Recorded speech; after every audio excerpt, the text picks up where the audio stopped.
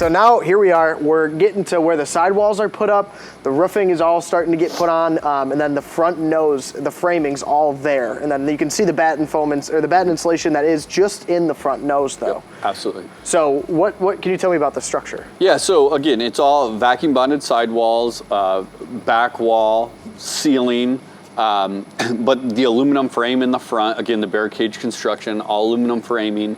And then we're going to use fiberglass batten insulation here just so we can pack it in tight and not have any holes if it was going to be styrofoam.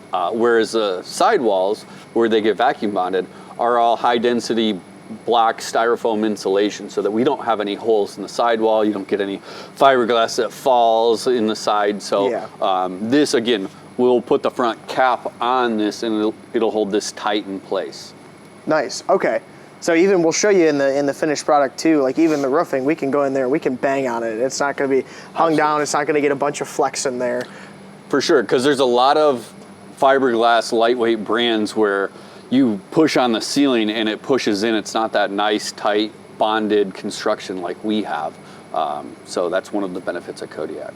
Yeah, and it just makes it lighter weight. It makes it a little bit more towable. Like a specific floor plan, say you're larger, like 3301. Like how much does that weigh? Do you know off the top of your head? Yeah, so that floor, that's a 37-foot bath and a half bunkhouse. It's going to weigh like 7,200 pounds with 2 ACs, which a lot of people will just because it's so long.